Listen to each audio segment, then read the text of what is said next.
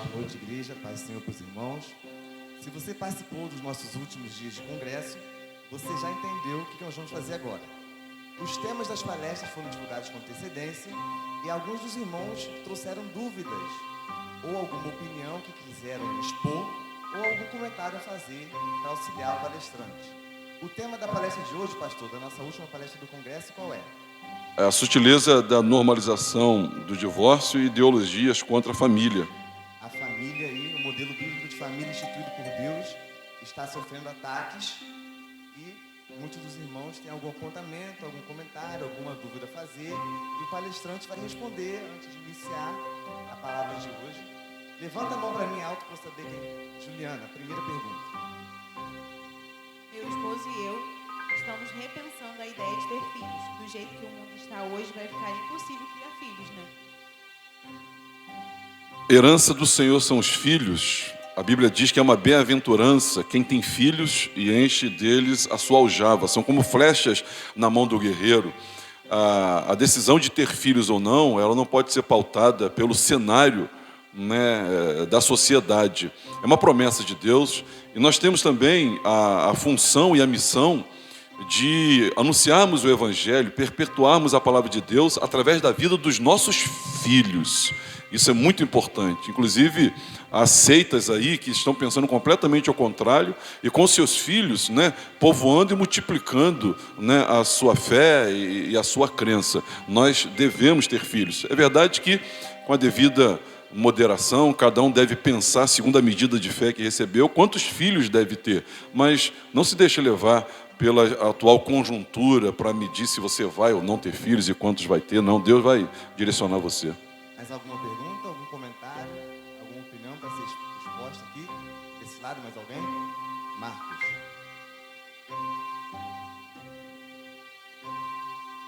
Não entendo essa polêmica que a igreja faz a respeito do divórcio. A gente deveria ficar insistindo em algo que não está dando certo? O divórcio, né, ele não é polêmico, a Bíblia deixa muito bem claro isso. Quando a gente diz insistir em algo que não está dando certo, a gente está fazendo de nós mesmos, né, a referência para o certo e errado e para tomar a devida decisão. Existem soluções, né, de Deus para o casamento e esse desabafo não está dando certo, não é motivo para a gente terminar com o casamento. Mais alguém? Algum comentário? Uma mulher que vive no seu casamento uma vida de abusos e violência deve continuar se sujeitando a isso até que aconteça uma violência? Ela deve, a gente não aconselha imediatamente a distinguir, a terminar o casamento, mas ela deve se afastar do agressor. A mulher agredida deve se afastar do agressor. Não necessariamente acabar o casamento, isso carece de uma outra avaliação, mas ela tem que se afastar do agressor. Nada na vida dura para sempre. Acho até que alguns sentimentos também têm prazo de validade. Nos romances é tudo muito bonito, mas acredito que o amor sozinho não sustenta um relacionamento. O amor, ele não é a base do casamento. A base do casamento é a aliança. O que sustenta o casamento é a aliança. A aliança que eu tenho com a Alcione sustenta o amor. Não é o amor que eu tenho pela Alcione que sustenta a aliança. São pressupostos equivocados, né, que levam a gente a fazer perguntas que são também equivocadas e decisões ainda mais erradas. A gente deveria considerar um pouco melhor essas ideologias da família novas, né? Na Bíblia, por exemplo, a mulher quase não tem espaço ou função alguma. A Bíblia, ela não diminui o valor da mulher, né? Em momento algum o valor da mulher é diminuído. Agora, as funções são distintas, né? Tanto do homem quanto da mulher.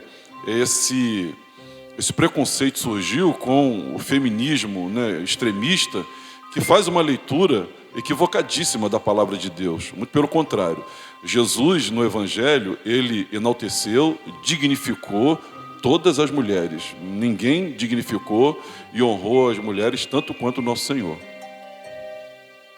Se eu fizer de tudo pelo meu casamento, mas a outra parte desistir e abandonar, estarei em desobediência diante de Deus? Eu vou falar sobre isso na nossa abordagem aqui. Vou responder na exposição. Durante a palestra, então, a resposta. Mais alguém? Algum comentário? Ana Júlia, para terminar. Toda família começa no casamento. Eu tenho muito medo de casar com a pessoa errada. Por isso, eu acabo me fechando para relacionamento. A gente precisa pedir a Deus, né, confirmação. De fato, a gente tem que ter medo de errar. Mas a gente não pode ter um medo que bloqueie a gente completamente para conhecer, né, um possível namorado, noivo e marido também. Marcelo, a última questão aqui, Marcelo. Uma pergunta, um comentário? O que é, Marcelo?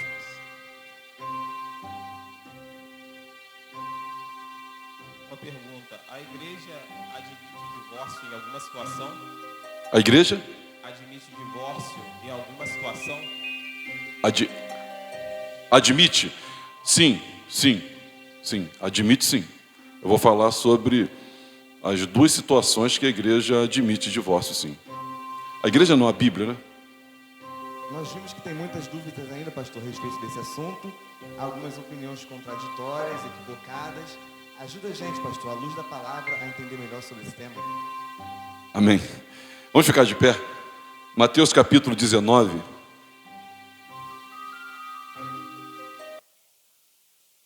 Alguém quer colocar alguma dúvida aí, alguma coisa para a gente?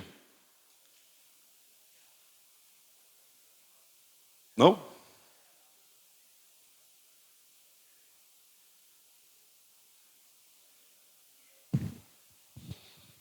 Mateus capítulo 19, versículo 6. Na verdade, vamos ler não somente o 6, mas vamos pegar a leitura um pouquinho antes, do 3 em diante. Diz assim: vieram a ele alguns fariseus e o experimentaram, perguntando: é lícito ao marido repudiar a sua mulher por qualquer motivo? Então respondeu ele: não tendes lido que o Criador desde o princípio os fez homem e mulher? E que disse: por esta causa deixará o homem pai e mãe e se unirá à sua mulher, tornando-se os dois uma só carne? Versículo 6, vamos ler? De modo que já não são mais dois, porém uma só carne. Portanto, o que Deus ajuntou, não separe o homem. Senhor, fala conosco. Me ajuda nas minhas limitações, e não são pequenas, de compartilhar, dividir com a igreja um pouquinho do assunto da normalização do divórcio e dessas ideologias contra o casamento. Me ajuda, Senhor, a externar, a ler a Tua palavra, elucidar. Me ajuda, Senhor, tenha misericórdia de mim e abençoa cada um de nós, que nós sejamos abençoados, instruídos. Nós pedimos em o nome de Jesus por lares, casamentos, pessoas que pretendem se casar, pessoas que ainda estão na idade de se casar e procurar um namorado, noivo. Senhor, abençoa, ó Deus, os viúvos, divorciados, abençoa cada um dos teus filhos e fala ao nosso coração. Nós te pedimos no nome de Jesus e a igreja diga amém. Podem sentar. Bom, irmãos, primeiro, o que eu quero compartilhar com os irmãos não é a minha opinião e também não é a opinião dessa igreja exclusivamente. O que eu tenho para compartilhar com os irmãos é um consenso, né, da igreja de um modo geral. Raríssimas, né, uma pequena ala da igreja brasileira pensa de um outro modo, de uma outra forma, inclusive que eu respeito e até entendo, né, a interpretação desses irmãos, apesar de discordar, mas entendo. Então, primeiro isso. Segundo, nós não temos tempo aqui, né, para tratar de todos os pormenores, de todos os detalhes, mas a gente está aberto para tirar dúvidas. Nós vamos hoje aqui apenas arranhar um assunto, dada a limitação de tempo que eu e você temos. Então, primeiro eu queria falar sobre o significado do divórcio e depois o cenário do divórcio na sociedade. O cenário, você já sabe, que o casamento foi banalizado e o divórcio na sociedade, o divórcio foi normalizado. Normal. Então, primeiro, essa questão do significado, né? O divórcio divortium, do latim, é um termo que fala sobre separar-se. É um rompimento legal definitivo do vínculo matrimonial. Isso é divórcio. Pode ser definido, né, por exemplo, como sendo rompimento legal e definitivo desse vínculo, que se deu, né, de maneira civil, né, formalizado através da justiça, ou em um cartório, etc. Isso é o divórcio. A história do divórcio ela é muito interessante, né, e eu entendo que o Brasil, isso na perspectiva, né, de uma pessoa não piedosa, não cristã, eles dizem que o Brasil ele avançou muito nas questões do divórcio, né, o tal do Estado democrático de direito. Por exemplo, né, isso vem crescendo, é uma onda que vem crescendo já há muito tempo. Em 1827, com a proclamação da independência e a instauração da monarquia, já foi trabalhado ali a questão do casamento, onde um decreto ele trouxe e firmava a obrigatoriedade de dispositivos, isso eles baseavam até a Igreja Católica, o Conselho de Trento, falando sobre a jurisdição matrimoniais, como é que eles iam legislar a questão do casamento. E ali já começaram a mexer nisso.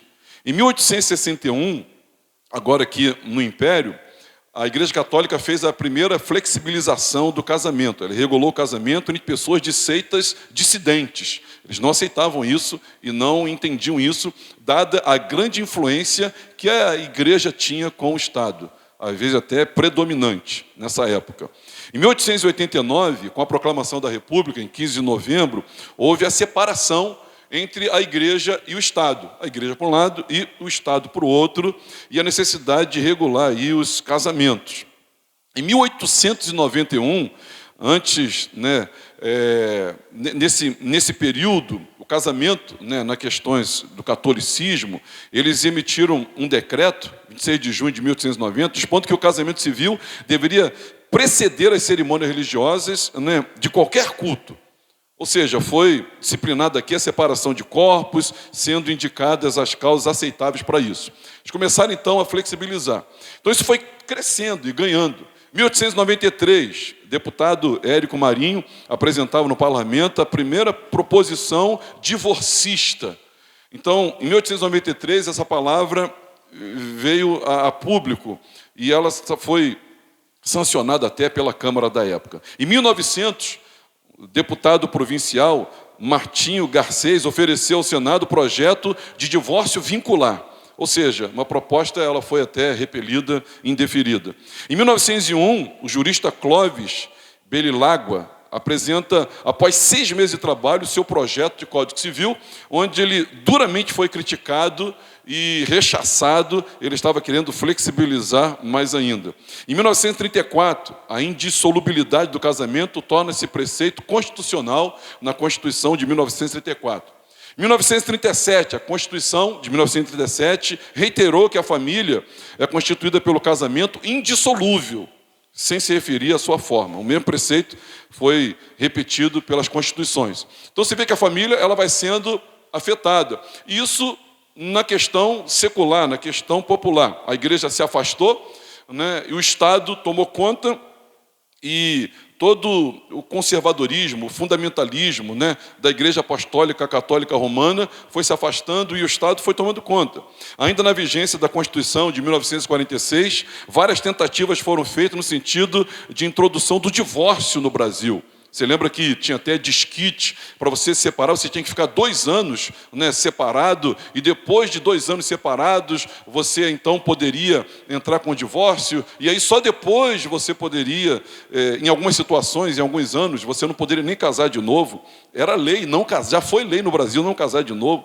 Em 1969, de acordo com a carta outorgada pelos chefes militares, emenda constitucional, qualquer projeto de divórcio somente seria com a aprovação da emenda constitucional. Ou seja, tinha que passar por esse filtro. Em 1975, já bem pouco agora, apresentada a emenda na Constituição de 1969, permitindo a dissolução do vínculo matrimonial após 5 anos de desquite ou 7 de separação de fato. Veja como era difícil o negócio para você se separar. Em 1977, o divórcio foi instituído oficialmente como emenda constitucional número 9, e regulamentado pela Lei 6.515, de 26 de dezembro, de autoria do senador Nelson Carneiro. A nova norma foi objeto de grande polêmica na época, a sociedade não queria, alguns resistindo e outros entrando, até que, no ano de 1967, quem casava permanecia com o vínculo jurídico para o resto da vida. O vínculo jurídico para o resto da vida. Caso a convivência fosse insuportável, poderia ser pedido desquite, que interromperia com os deveres conjugais e terminava com a sociedade conjugal. Ou seja, a sociedade vem, irmãos, assim, flexibilizando e normalizando o divórcio já há muito tempo. A lei do divórcio aprovada em 77 concedeu a possibilidade de um novo casamento, mas somente por uma vez. O desquite passou a ser chamado de separação e permanecia até hoje como um estágio intermediário entre a obtenção do divórcio. Olha como é que a coisa foi. Em 1988, a Constituição de 88, né? Muitas mudanças aí, o artigo 226 estabelece que o casamento civil pode ser dissolvido pelo divórcio, mas desde que cumprida a separação judicial por mais de um ano, no caso expresso na lei, ou comprovada a separação de fato por mais de 2 anos. Ou seja, merece destaque especial aqui o texto da Constituição, do Regulamento Civil, onde, em 2002, esse reconhecimento ganha outros desdobramentos. Em 1989, mais alguns acréscimos, a possibilidade de divórcios sucessivos. Outrora você podia divorciar somente uma vez, não poderia casar, depois você já poderia casar, e agora, em 89, divórcios sucessivos. Em 2007, promulgada a Lei 11.441, de 4 de janeiro de 2007, o divórcio e a separação consensuais podem ser requeridos por via administrativa. Dispensa a necessidade de ação judicial, bastando que as partes compareçam assistidas por um advogado a um cartório. Hoje, para você se divorciar, se ele for consensual, você pode se divorciar amanhã, indo no cartório, levando sua identidade. Não anota não, tem gente que começa a anotar, né? Levando a sua identidade. Pastor, fala devagar que eu vou anotar, vou lá amanhã. Vou nem falar, porque até inibido agora. Ou então, se não for consensual, se tiverem bens, e tiver algum litígio, você vai precisar do fórum e talvez demore aí, de repente, 6 a 2 anos, é muito relativo, tiver partilha de bens e pensão e outras coisas mais. Em 2009, a lei é modificada, a introdução do Código Civil, compatibilizando o lapso temporal do divórcio realizado no estrangeiro com a sistemática constitucional. Eles foram facilitando. 2010, aprovada o segundo turno da PEC do divórcio, restando a sua promulgação pelas respectivas casas legislativas, das Câmara de Deputados, Senado Federal, e a pretensão normativa foi sugerida pelo Instituto Brasileiro de Direito da Família. Olha só, parece contrassenso, pretendendo modificar o artigo 6º da Constituição, 226, o casamento civil pode ser dissolvido pelo divórcio, sendo suprimido o requisito de prévia separação judicial por mais de 1 ano. De comprovada separação. Você pode divorciar quantas vezes quiser, você pode recasar quantas vezes quiser, você não podia recasar, agora você pode recasar. Ou seja, irmãos, esse tal de Estado Democrático de Direito flexibilizou completamente o divórcio, e lá fora já é completamente normal você se divorciar quantas vezes quiser e se casar quantas vezes você achar que forem necessárias. Essa é a história do divórcio no Brasil. E hoje, pelas vias administrativa ou judicial, também você consegue se divorciar com muita facilidade. O IBGE, Instituto Brasileiro Geográfico, ele vai dizer que, por exemplo, no ano de 2019, nesse período da pandemia, o divórcio só caiu a taxa dele agora na pandemia. Isso por causa dos muitos recessos, e o processo de colocar a digitalização, colocar todos os processos em forma eletrônica, e retardou muita coisa, aí caiu um pouco. Mas o divórcio está crescendo exponencialmente cada vez mais. Os cartórios agora, em 2020, registram um número recorde de divórcio em 2021. De janeiro a dezembro foram 80.573 divórcios. Mas o casamento também foi tão banalizado que muita gente se une, estabelece um casamento, não com um endosso civil, mas é um casamento, a gente entende que é um casamento, e daqui a pouco se separa, e isso não entra em censo nenhum, não entra em registro nenhum. Portanto, irmãos, até agora, o significado do casamento, o cenário de divórcio na sociedade, o casamento foi completamente banalizado e o divórcio normalizado. Agora, e nós, cristãos? E a Bíblia? E eu e você? Divórcio na Bíblia, como é que é isso? Bom, a parte mais discutida, irmãos, pelos teólogos e acadêmicos, né, acerca das definições e possibilidades de divórcio é Deuteronômio, né, capítulo 24, versículo 1, que dizia que o marido podia dar certidão de divórcio à sua esposa caso encontrasse nela o que fosse do seu agrado ou do seu desagrado. Se, por exemplo, a mulher não fizesse um bom arroz, manda embora. Por exemplo, né, se a mulher não soubesse passar uma boa roupa, manda embora. Interessante, quando eu me casei com a Alcione, a gente tinha 20 e tantos anos, ela queria lançar uma moda de 2 vincos na calça. Eu peguei minha calça e falei, Alcione, a minha calça está com 2 vincos. Ela falou, tá linda, você vai lançar uma moda. Eu já podia mandar a Alcione de volta para a mãe dela, se eu tivesse essa interpretação equivocada de Deuteronômio capítulo 24. Agora, irmãos, como é praticamente impossível a gente definir exatamente o que Deuteronômio capítulo 24 está dizendo, né? E esse direito que foi dado ali ao marido divorciar-se, os rabinos da época, eles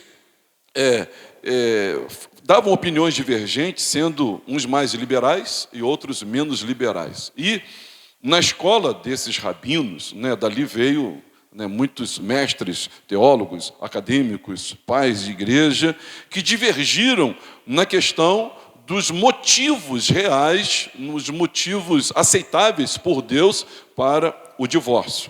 Nós temos Hiel e Shammai, são 2 rabinos, 2 escolas, né, muito influentes, né, no mundo judaico-cristão. Hiel era conhecido como mais moderado. Ele ensinava que um homem podia se divorciar de sua esposa por qualquer motivo. Qualquer motivo. Imagine como seria se de fato isso fosse assim.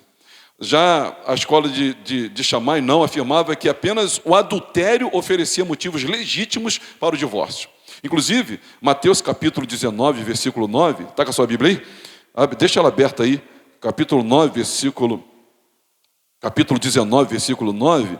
Eu, porém, lhes digo, quem repudiar sua mulher, não sendo por causa de relações sexuais ilícitas, e casar com outra, comete adultério. Então, isso divergiu, e há muitos anos isso vem divergindo até hoje. Nos tempos do Novo Testamento, os judeus, sabendo disso, eles abrigavam em suas mentes algumas diretrizes equivocadíssimas acerca do divórcio, e a exemplo disso, eles sabiam que no caso do adultério de fato, de verdade, era passivo de apedrejamento, de morte. Você lembra do Evangelho de João, capítulo 8, que levaram a Jesus uma mulher pega em flagrante adultério. E ela, segundo a lei de Moisés, ela poderia ser apedrejada. Então, dizendo que Deuteronômio capítulo 26, ele não quer especificamente dizer que é um adultério, porque se for adultério pode ser apedrejado. Então, o marido ele liberava a mulher porque não gostava de alguma coisa e via nela algo indecente, algo que não era do agrado dele. Eles também conheciam essa restrição, né, que competia, era de respeito aos sacerdotes, por exercerem uma função santa, não podiam se casar com uma prostituta, nem com uma moça que não fosse virgem, ou uma mulher divorciada do seu marido. Essas 2 escolas ganharam adeptos, ganharam discípulos e seguiram em direções completamente diferentes. Ou seja, inspirados assim, irmãos, nessas discussões aí sobre o divórcio, os inimigos de Jesus, nesse texto que a gente leu, movidos aí por uma sagacidade, né, o desejo de colocar Jesus à prova, perguntam a Jesus se era permitido ao homem se divorciar de sua mulher por qualquer motivo. E Jesus, que é o Verbo encarnado, a palavra viva, a única e suficiente verdade, e Jesus, então, ele dá uma resposta. Então, nós vamos basear a nossa vida na resposta de Jesus. E você leu comigo aí sobre a resposta de Jesus. Volte aí, por favor, a Mateus capítulo 19. Vieram a ele alguns fariseus experimentar, perguntando, é lícito ao marido repudiar sua mulher por qualquer motivo? Então respondeu ele, não tendes lido que o Criador desde o princípio os fez homem e mulher? E que disse, por esta causa deixará o homem pai e mãe e se unirá à sua mulher, tornando-se os 2 uma só carne. De modo que já não são mais 2, porém uma só carne. Portanto, o que Deus ajuntou, não o separa um homem. Então Jesus disse, eles perguntaram, eu posso me separar porque eu estou infeliz?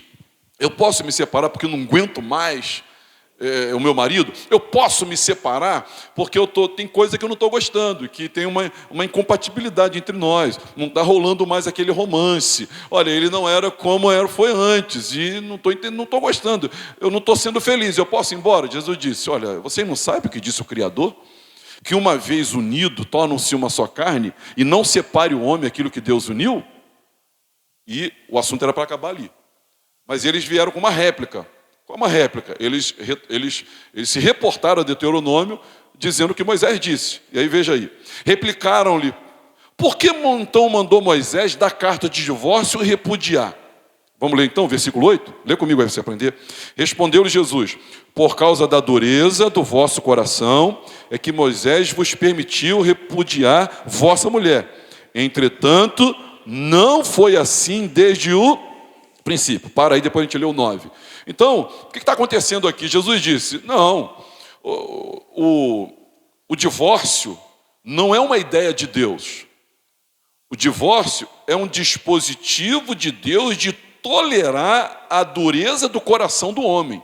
Malaquias diz que Deus odeia o divórcio. Repete comigo, Deus odeia o divórcio. Não é o divorciado, não. Ele odeia o divórcio. Porque não é projeto de Deus o divórcio. Não é e nunca foi. O projeto de Deus é o casamento. Vitalício. Esse é o projeto de Deus. Então Deus, ele odeia o divórcio. E ele aturou o divórcio. O divórcio é um dispositivo humano. Não é uma ideia divina. Deus está tolerando por causa da dureza do coração. O divórcio acontece, irmãos, por causa da dureza do coração. Pastor, por que as pessoas estão se divorciando e por que o divórcio está se tornando tão normal dentro da igreja? Jesus, Evangelho de Mateus, capítulo 19, versículo 8. Por quê? Por causa da dureza do vosso coração. Da parte daquele que erra, que deveria quebrantar o coração, se arrepender, se santificar e retribuir à altura. O parte daquele que é ofendido, que não quer perdoar também, e deveria, não quer perdoar de hipótese alguma, por causa da dureza do coração. E versículo 9, vamos ler? Eu, porém, vos digo, quem repudiar sua mulher, não sendo por causa de relações sexuais ilícitas, e casar com outra, comete adultério. E o que casar com a repudiada, comete adultério também. Então, a concessão que Jesus abre para o divórcio é quando existe a relação extraconjugal, a relação adúltera, a relação que macula essa união, essa unidade que é o casamento. Então ele fala, não sendo por causa de relações sexuais ilícitas, essa ilicitude das relações sexuais ou relações extraconjugais, ou enfim, isso sim dá-nos o direito do divórcio. Então, a resposta aqui de Jesus destacou então essa origem sobrenatural do casamento. Porque Jesus, nesse texto, irmãos, ele faz menção a Gênesis.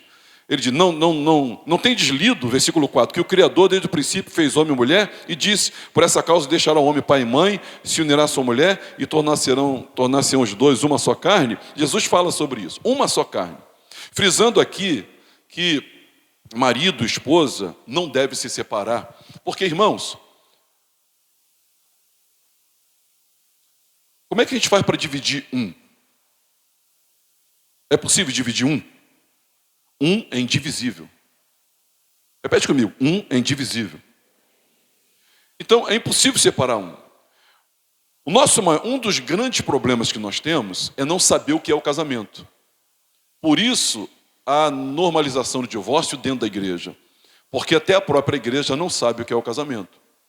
E hoje eu quero, pelo menos, pincelar aqui uma basezinha sobre o que é o casamento. Eu quero caracterizar o casamento, para você entender o que é o casamento. Aí esse texto vai dizer que em seguida Jesus acrescentou, eu porém vos digo, quem repudiar sua mulher, exceto no caso de relações sexuais ilícitas, casar com outra, comete adultério. Essa é a concessão. Como se vê aqui, essa concepção de Jesus de divórcio é bem rigorosa, permitindo que alguém apenas recorra a esse expediente do divórcio somente em caso de relações sexuais ilícitas. Quem está entendendo, diga amém. É bem possível que alguém saia daqui triste. É bem possível que alguém diga assim, é melhor eu procurar uma igreja mais flexível para esse assunto. Eu quero dizer para você, primeiro que eu não estou falando em meu nome, nem em nome da igreja, mas eu estou falando da palavra de Deus. E hoje pela manhã nós falamos sobre a relativização da palavra de Deus. Não relativize a palavra de Deus. E os mandamentos do Senhor não são penosos. Todo não de Deus é uma proteção para você. Diga para o seu vizinho, o não de Deus é uma proteção para você. As minhas filhas ficavam muito tristes quando elas eram pequenas, e eu disse assim, não. Papai, posso isso? Não. Não. Primeiro que elas não tinham o entendimento que eu tenho. Segundo, que elas não tinham a mínima ideia que eu estava protegendo.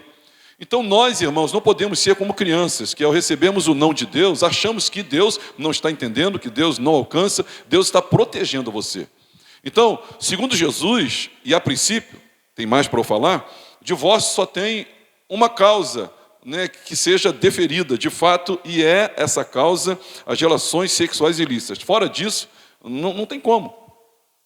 O que é o casamento, pastor? O casamento é uma instituição divina e, por isso, ela é regulamentada pelo próprio Deus na sua palavra. Você tem que entender isso. Quem crê em Deus aqui, diga amém. Quem crê que Ele é o Criador, sustentador, Salvador de todas as coisas, dê um amém pentecostal. Então, nós não estamos abrindo uma empresa. Nós estamos nos reportando a uma instituição divina, fundada pelo Senhor, idealizada pelo Senhor. E mais, esse microfone, ele não carece da presença do seu inventor e nem do seu fabricante para funcionar. O telefone ou a lâmpada não precisa da presença do seu inventor. Deus, ao idealizar o casamento, ele faz parte do casamento. Ele diz que é testemunha da aliança que fizemos com a mulher da nossa juventude. Então Deus, ele faz parte. Eu estou aqui diante de mim 2 casais de noivos, né, que vão casar esse ano ainda. Então estou aprendendo que o casamento é uma instituição divina. E é por isso ela é regulamentada pelo próprio Deus. Agora, entre nós, eu e você, os convertidos, nós temos que continuar a seguir os preceitos de Deus, bíblicos e imutáveis para o casamento. Amém, meus irmãos?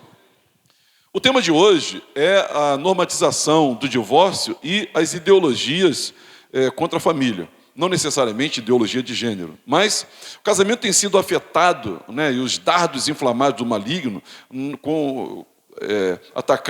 a igreja tem sido atacada na questão da família, nas ideologias, nas relações homoafetivas, nas relações grupais, né, onde o sexo e a relação é feito com 2, 3, na dissolubilidade da relação sexual, onde eu posso ter uma relação sexual com um, eu posso ter com outro, e isso não tem absolutamente nada a ver com o casamento, com o matrimônio e nem com a sacralidade da nossa sexualidade.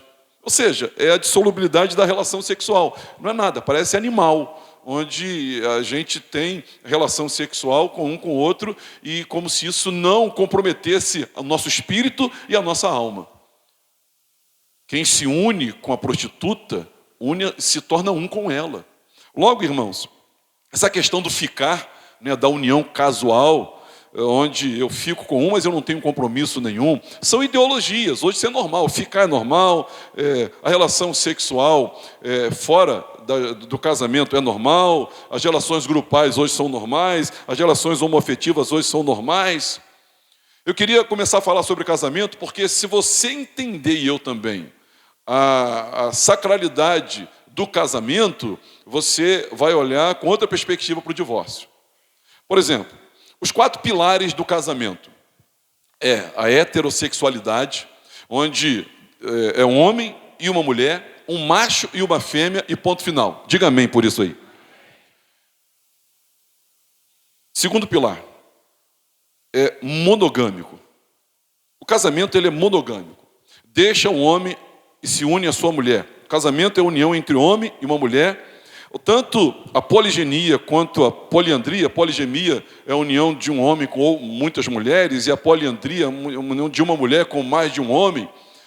Você lembra que a cultura já vem construindo isso há muito. Na década de 70, nós tivemos aí uma novela, Dona Flor e seus dois o quê? Maridos. Hoje que tem gente que tem 2, 3 namorados, 2, 3 namoradas, está no gibi. É monossomático. Os dois se tornam uma só carne.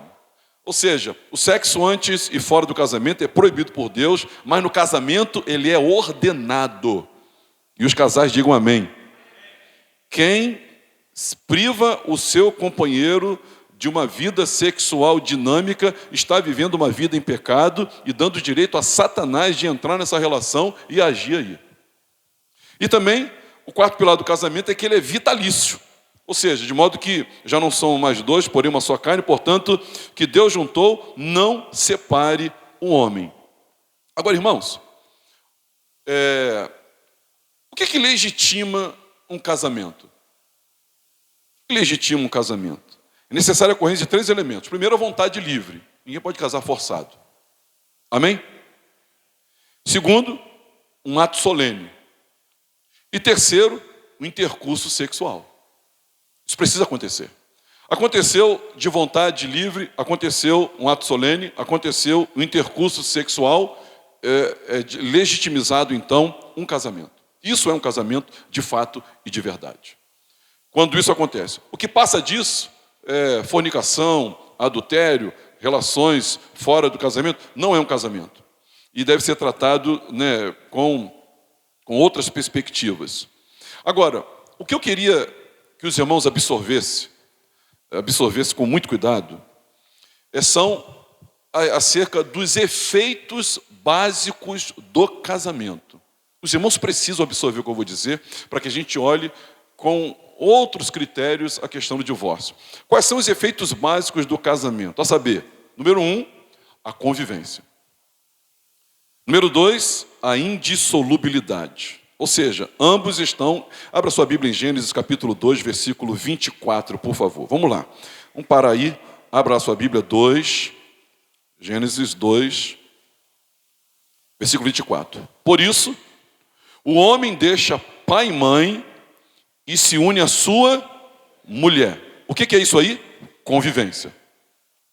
Vamos continuar lendo agora? Depois o quê? Tornando-se os dois uma só carne. O que é isso aí? Indissolubilidade. Guarde essas duas palavras. Convivência, indissolubilidade. Ambos são efeitos do casamento. Então, quando a gente diz, por isso deixa o homem pai e mãe, é a convivência. Tornando-se os dois, indissolubilidade. O primeiro é considerado um efeito programado. Você se programou para isso. Você se programou para deixar teu pai, você se programou para deixar sua mãe, você se programou para construir a sua casa, você se programou para ter o teu espaço privado, você se programou para ficar recluso com ela, você se programou para ter convivência. Ok. O segundo pode ser chamado também de efeito não programado. É um efeito não programado, mas é um efeito real. Eu não posso chamar de automático, mas eu vou chamar de um efeito automático. Primeiro, irmãos, eu queria falar sobre a questão da convivência. A convivência, deixa o homem pai e mãe, ela deve ser marcada por algumas coisas. Ela deve ser marcada por uma vida sexual dinâmica. A convivência do casal deve ser marcada por sujeição mútua, não só a mulher se sujeitar ao homem, mas também o homem se sujeitar à mulher, porque em Cristo ambos são a mesma coisa. Nós temos funções diferenciadas, é verdade. Tem que ser marcado por uma ênfase sacrificial do marido, e marcado por ausência de iras, amarguras e outras coisas mais. A esposa deve ser sábia na edificação da sua casa e manter-se dócil, né? Como Pedro, né, fala sobre isso, sobre a beleza da mulher. Então, essa é a questão da convivência. São efeitos do casamento, a convivência. Essa é programado. E a não programado é a sua indissolubilidade. Ou seja, e a indissolubilidade, ela é repetida na Bíblia. Eu coloquei aqui Romanos 7,2, por exemplo. Acho que dá para você ler daí. Vamos ler Romanos 7,2? Dá para ler daí de trás? Lê alto comigo. Ora, a mulher casada está ligada pela lei ao marido, enquanto ele vive. Mas se o mesmo morrer, desobrigada ficará da lei conjugal. 1 Coríntios 7,39.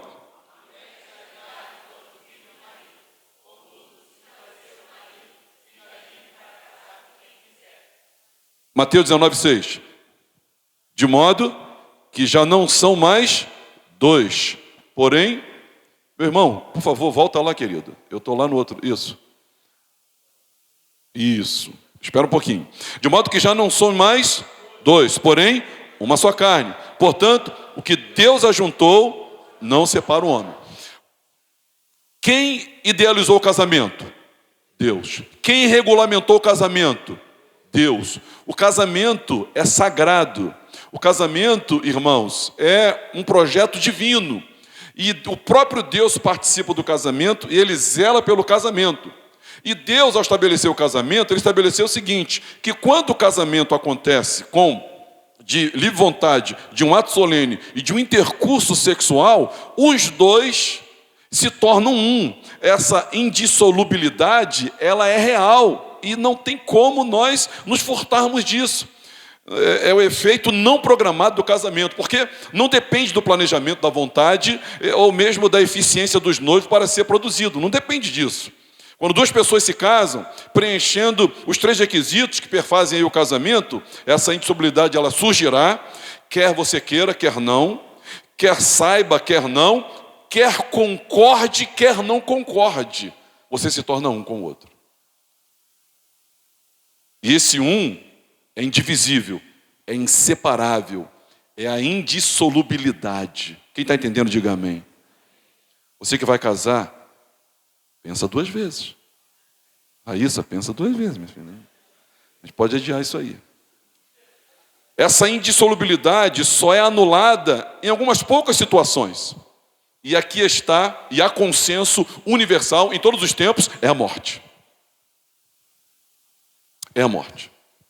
Quando é que acaba a indissolubilidade do casamento? Na morte. Morrendo, fica desobrigado.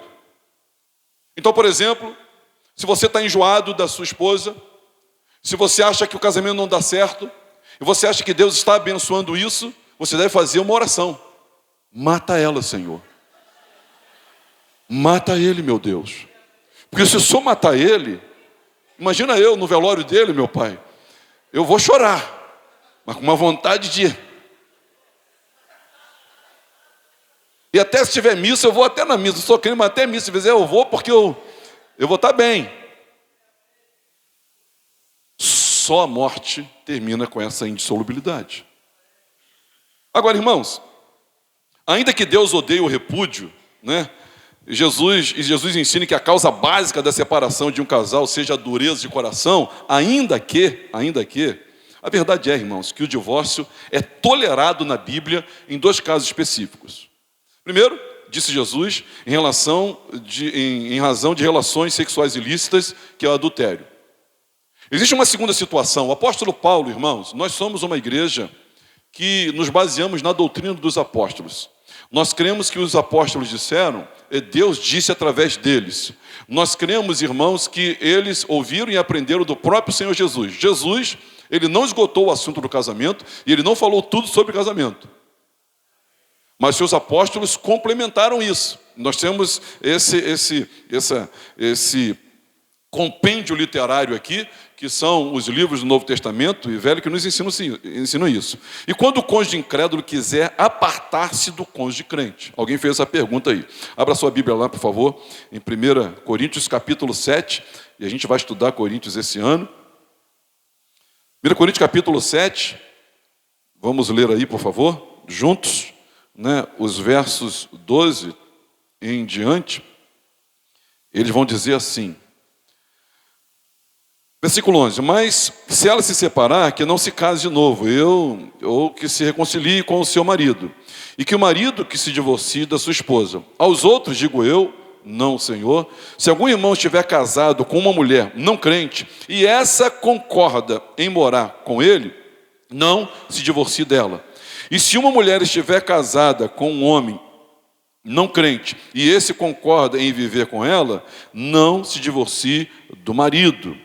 Porque o marido não crente é santificado no convívio da esposa, e a esposa não crente é santificada no convívio do marido crente. Se não fosse assim, os filhos de vocês seriam impuros, porém, agora são santos. Versículo 15, vamos ler junto? Mas se o não crente quiser separar-se, que se separe. Em tais casos, não fica sujeito à servidão, nem o irmão, nem a irmã. Deus chamou vocês para viverem em paz. Então, eu sou cristão, Alcione não é cristã. E por causa da fé, e por causa do evangelho, por causa do Alcione diz, eu não quero ficar com o marido cristão, piedoso. Eu não quero ficar com alguém que coloca o reino de Deus em primeiro lugar. Eu não quero. Ela vai embora e eu fico desobrigado dessa indissolubilidade. Eu fico livre. Então, irmãos, o consenso no meio teológico pastoral é de que o divórcio ele é aceito em caso de relações sexuais ilícitas e em caso onde o incrédulo quiser se apartar-se do crente.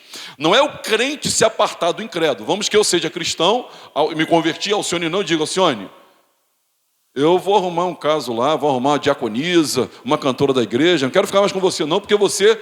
Não, eu não posso fazer isso. Eu não posso fazer isso.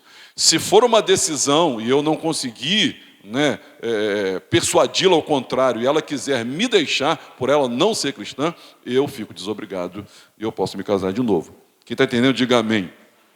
Agora, irmão, sem dúvida, existem inúmeras situações que não se encaixam nas hipóteses que eu citei, eu venho a citar aqui, onde a separação é inevitável. Por exemplo, maridos que expõem a sua esposa ao perigo na sua idoneidade física, ao espancamento violento, entendeu? Isso aí, obviamente, deve ser estudado. Agora, mas preste atenção, eu vou falar isso, mas deixa eu adiantar. Preste atenção. Isso quer dizer que a gente entende que se uma pessoa está correndo risco de vida sendo espancada, ela pode se afastar, ou até pode se divorciar, mas isso não quer dizer que pode casar de novo. A Bíblia não dá essa abertura para a gente. Isso vai ter que ser orado, entendido e estudado, e Deus precisa dar uma orientação para isso. Mas você não vai encontrar na Bíblia essa abertura para isso. Você encontra abertura para relações sexuais ilícitas, e você encontra abertura para o abandono, ou seja, a fuga daquele ímpio, daquela relação conjugal. Também é o caso do pai que estimula o filho à corrupção, roubar, matar, usar droga, impossível convivência familiar. Pode findar um dos efeitos do casamento, não os dois. Porque, presta atenção, há situações, irmãos, onde... Quais são os efeitos do casamento? Quais são? Está escrito ali embaixo. Quais são? e insolubilidade. Então, há situações que podem acabar com um dos efeitos. Qual? A convivência. Acaba a convivência. Mas a indissolubilidade não acaba. Não acaba. Em alguns casos não acaba. Nem todo divórcio civil, segundo as leis do nosso país, são liberações bíblicas para novos casamentos. Não são. Não são. Em alguns, a indissolubilidade continua apesar da convivência terminar. Apesar da convivência terminar. Por isso, uma das, não é a maior é por Cristo, mas uma das maiores decisões que você toma na vida é com quem você vai se casar. Amém, meus irmãos? Quem é solteiro aqui, levante a mão assim. Levanta a mão. Deus tem misericórdia, tem misericórdia. Ora para tu não errar não, hein? Então, vamos nos recordar aqui, irmãos. Quando duas pessoas se casam, segundo a palavra de Deus, ambas se tornam uma só carne. E a Bíblia diz que, passando a existir um elo tão forte, tão forte, tão forte entre elas, de corpos, que absolutamente nada, nem a distância geográfica é incapaz de quebrar essa união que Deus estabelece. Há algo divino no casamento. Livre vontade, intercurso sexual, ato solene, uma só carne, indissolúvel. Trata-se, portanto, de um elo mais forte do que filiação. Inclusive, essa é uma outra ideologia muito presente, né? A pessoa diz, não, o elo mais forte que eu tenho é com a minha filha. Não. O elo mais forte que você tem é com o seu cônjuge. Não, mas eu estou com meu filho e não abro. Eu sei que eles carecem da nossa proteção, eu sei que nós devemos, devido à idade, dar devida cobertura, por causa de falta de bom senso, eu sei. Mas você, a união mais intensa, mais profunda, mais divina que você tem com alguém, não é com seu filho e não é com a sua filhinha, tão lindinha que ela é com o seu cônjuge. E a igreja diga amém por isso. Amém? Irmãos, Todos nós sabemos, né, que esse efeito, né, da relação nossa entre pais e filhos é fortíssimo, mas de maneira nenhuma, né, eles deixam de ser nossos filhos. De maneira nenhuma. Mas entenda que não tem absolutamente nada que se compare com a relação conjugal. É sobrenatural isso. Essa união, uma só carne, algo que jamais foi dito acerca de um pai com uma filha. Deus não considera um pai e uma filha uma só carne, mas considera dois cônjuges, o marido e a esposa, como uma coisa só. Além de, irmãos, nos guardar, né, e preservar-nos como seres sociáveis, numa boa organização das nossas relações, também o casamento, ele tem o viés de revelar a nossa similaridade, a analogia que tem entre Jesus Cristo e a sua igreja. E a união de Cristo com a igreja, ela é indissolúvel, ela é eterna. Nós nos tornamos um com Ele. Esse paralelo, o casamento, é uma mensagem, é um anúncio do Evangelho. Olha, irmãos, o casamento é uma das maiores mensagens evangélicas que Deus nos mostra, nos propiciou e nos fez, irmãos, como também protagonistas disso, de propagarmos isso, é o casamento. O apóstolo Paulo, falando, né, desse mistério, quando ele escreve à igreja de Éfeso, e confunde dizendo, olha, eu estou falando de Cristo da igreja, não, mas eu estou falando também do marido. Mas aqui tem um mistério aqui, marido e esposa, Cristo e a igreja, tem um mistério aqui. Então Deus, Ele está velando e zelando pela sua glória, pelo anúncio do seu plano, irmãos, de redenção na pessoa de Jesus Cristo, unido com a igreja, quando Ele vela pelo casamento, porque o casamento é uma analogia do projeto de Deus para a humanidade. Quem entendeu, diga amém. Portanto, irmãos, é bom destacar que pessoas divorciadas, né, que chegam à igreja, já tendo constituído nova família, não devem ser rejeitadas. A gente não tem como olhar para a vida pregressa da pessoa. Evidentemente, nesses casos, não há nada que a gente possa fazer, se não aceitar a situação pela qual a pessoa se encontra. A gente não tem como voltar lá atrás e dizer, descasa com ele. Eu conheci um pastor, amigo meu, eu acho que a escola dele não era de Chamar, era outra escola, e ele disse o seguinte, todo membro que chega na minha igreja, se está no segundo casamento, eu mando terminar o segundo casamento e voltar para o primeiro. Eu falei, como é que tu consegue isso? Não sei que eu faço isso. Então você chegou aqui casado 10 anos do segundo casamento, se fosse na igreja dele, ele mandava, que Deus o tenha, e tem, que ele é servo de Deus, melhor do que eu, mas ele pensava diferente. Então tem muitas discrepâncias no mundo evangélico. O que eu estou trazendo para os irmãos é um consenso, e é onde a nossa igreja milita para nos mantermos dessa forma. Nesses casos, a gente não tem como, né? Então, sempre possível viabilizar a restauração do primeiro casamento, a gente entende disso. Agora, irmãos, eu queria que você abrisse a sua Bíblia aí, não coloca ainda não, Mateus capítulo 19, Mateus capítulo 19, verso 9, vamos dar uma abertura na nossa Bíblia.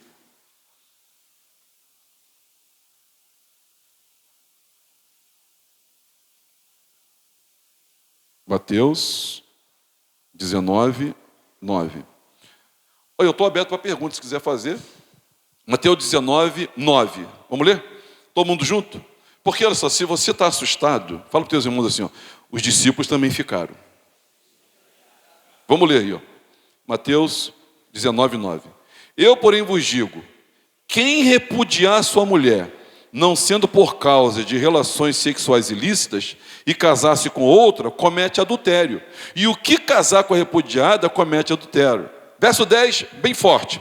Disseram os discípulos, se é essa a condição do homem, relativamente à mulher, é melhor não casar.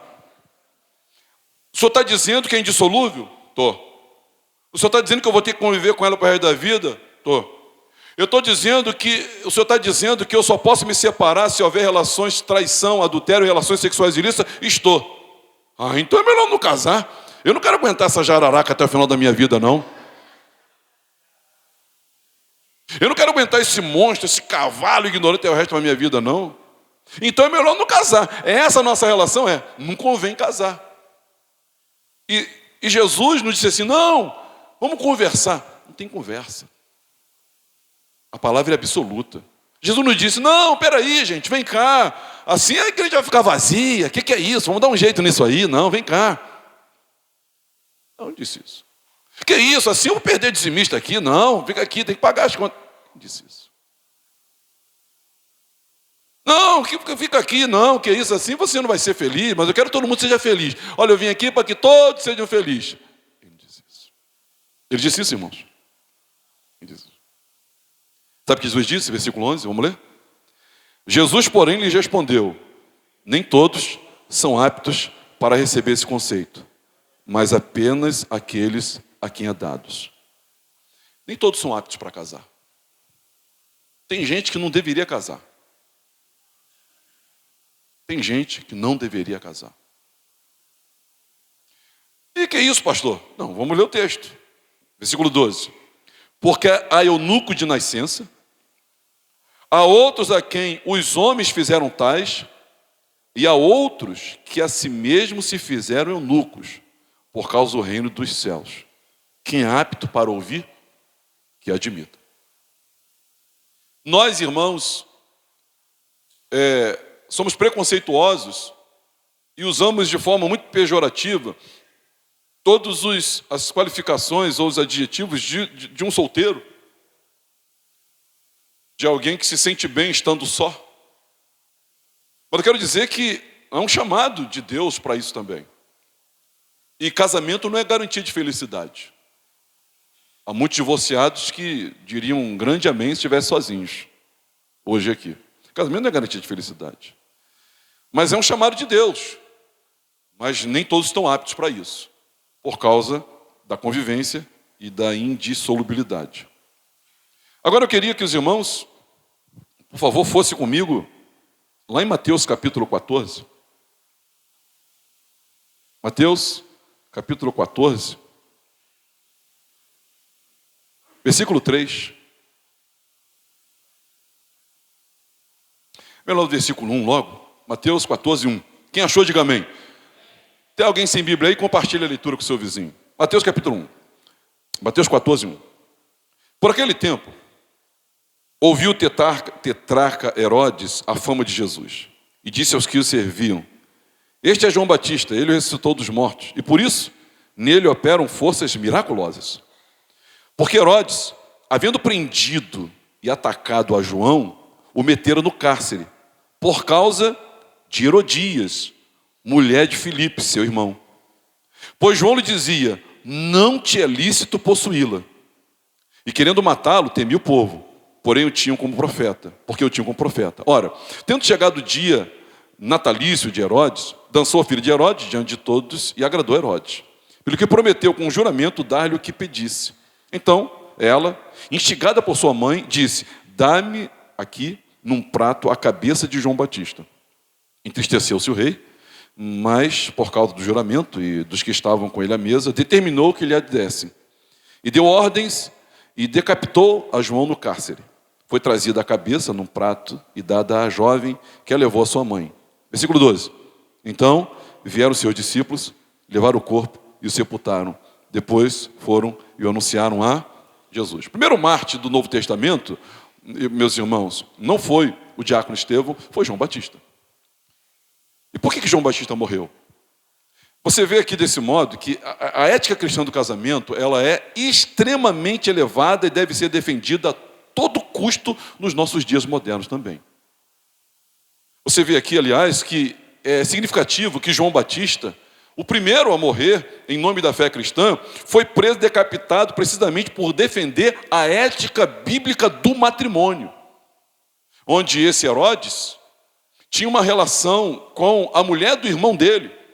E João Batista, ao pregar o evangelho, não se omitiu e não teve apego à própria vida, dizendo, não é lícito para você estar com ela. Casamento é monogâmico. Existe a indissolubilidade do casamento. Ele é heterossexual, ele é vitalício. E João Batista falou para ele sobre o casamento, porque quando a gente fala do evangelho, a gente tem que falar da verdade de Deus, que é o caminho da nossa salvação. E ainda assim, decapitado precisamente por defender a ética bíblica do casamento, isso deveria inspirar eu e você cristãos modernos, a nos dispor mais na defesa desses mesmos valores e não buscar, né, um meio pelo qual nós possamos sair pela tangente e ajeitar a nossa vida fora do centro da vontade de Deus. Amém, meus irmãos? Portanto, esse é um assunto muito, mas muito, e não pouco, que diverge em muitas alas, Mas o consenso, né, entre pastores, pregadores, né, estudiosos e os pais da igreja, é exatamente esse que eu passo para os irmãos, de que divórcio ele é aceito em caso de relações sexuais ilícitas e o abandono, né, da parte ímpia, abandonando a parte incrédula. Esse fica liberado para um novo casamento. Existem N motivos para você, pode acontecer N motivo para alguém ter que se afastar, né, ou se divorciar do seu cônjuge, mas não que necessariamente lhe dê liberdade para um novo casamento. Quando você se casa, somente a morte deve separar você. Somente a morte. Os discípulos, ao ouvirem isso, ficaram tão extasiados como alguns dos irmãos estão olhando bem com os olhos arregalados para mim, dizendo: caramba, é assim mesmo? Diga para o seu vizinho, é assim mesmo. Mas eu quero dizer que isso é uma bênção para você. Isso é uma bênção para você.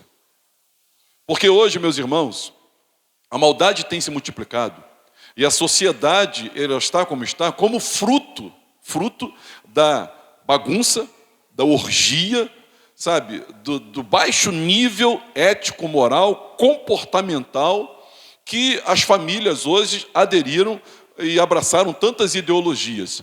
O resultado está lá fora. Hoje nós temos medo de andar, corremos riscos aqui, riscos ali. Você pode ser morto por causa de R$10, incendiado por causa do teu celular. Você pode ser chutado se você talvez... Isso tudo é fruto, o pecado, a multiplicação, né, do pecado é fruto também desse comportamento completamente fora de Deus e irregular da família. Logo, eu queria, irmãos, deixar para vocês essas premissas, né? Esses fundamentos do casamento, assim que a gente possa se balizar. Pastor, e o meu caso?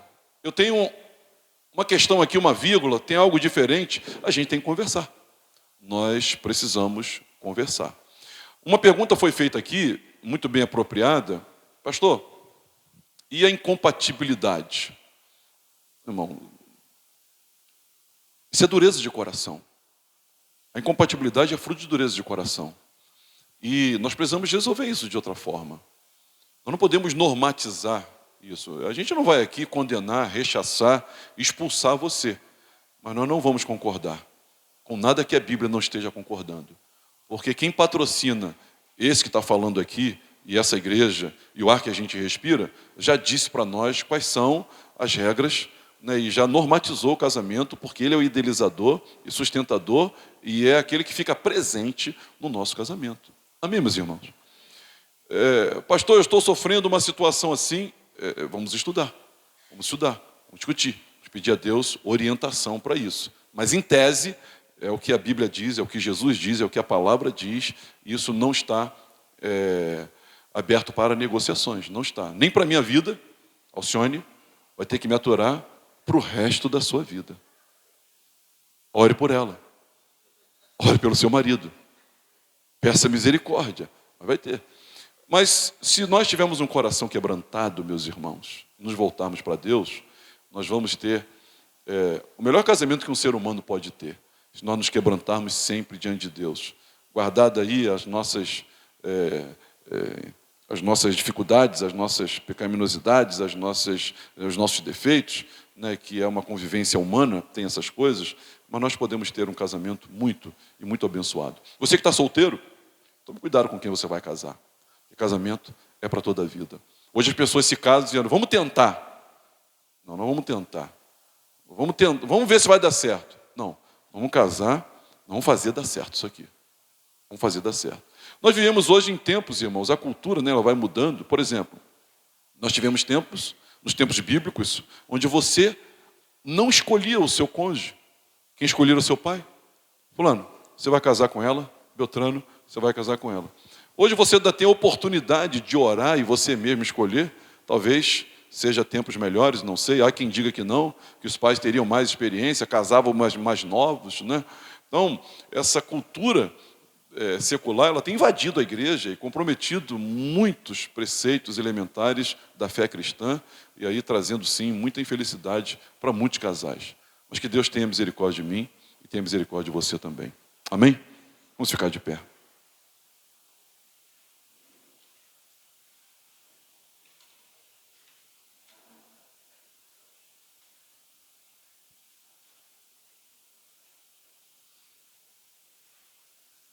Vamos louvar a Deus. Os irmãos, se quiserem, nós vamos servir a ceia. Alguém quer fazer alguma pergunta?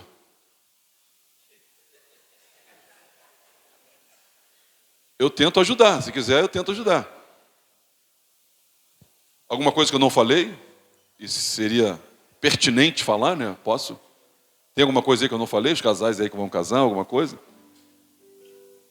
Pastor, e nesse caso e naquele caso? Uma dúvida que é frequente. Pastor, eu me casei no centro de Macumba. Eu estou casado? Tá, casadinho.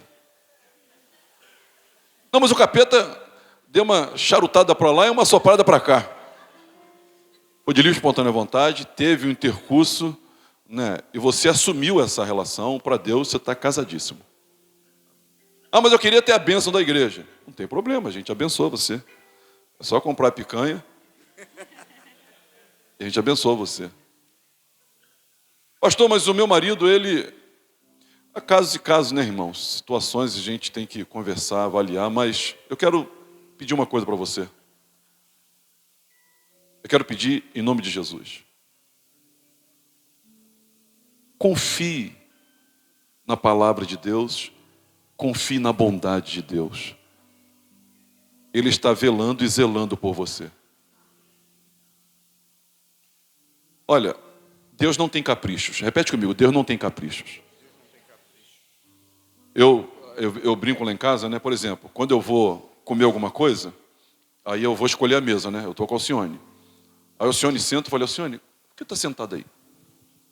Eu que tenho que sentar aí. Eu não dou as costas para a porta quando eu sento em algum lugar. Lá em casa, eu não sento na cabeceira, nem de uma nem de outra. Eu sento num lugar, na cozinha, que eu não dou as costas para a porta. É mania, capricho meu. Eu não dou as costas. Eu sento, eu fico olhando para a porta. Não sei se é para sair primeiro sair correndo se acontecer alguma coisa, ou para defender ela, não sei. Capricho, besteira.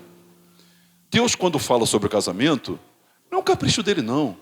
É para abençoar você. Para proteger você. Então, para você resolver a sua vida, a primeira coisa que você tem que fazer é confiar no amor de Deus. Porque isso aqui, irmãos, não é um código civil, nem um código penal, isso aqui não é a Constituição, isso aqui é uma declaração do amor de Deus por mim, por você, na revelação do Senhor Jesus Cristo e na exposição de toda a sua vontade, que é boa, perfeita e agradável. Como se diz lá fora na gíria, Deus não está jogando água no teu guaraná. Pelo contrário. Ele está renovando e trazendo um vinho novo para a sua vida. Pastor, como é que eu faço? Então eu vou ser infeliz para o resto da vida? Não vai não. Porque felizes são aqueles que obedecem à palavra de Deus. Esse não. Deus vai cuidar de você. Deus ama você. Amém, meus irmãos? Mas Ele não negocia as verdades dEle. Porque Ele sabe o que Ele escreveu. Ele sabe o que Ele diz. Deus não muda. A palavra dEle não muda. Vamos louvar a Deus antes de servir?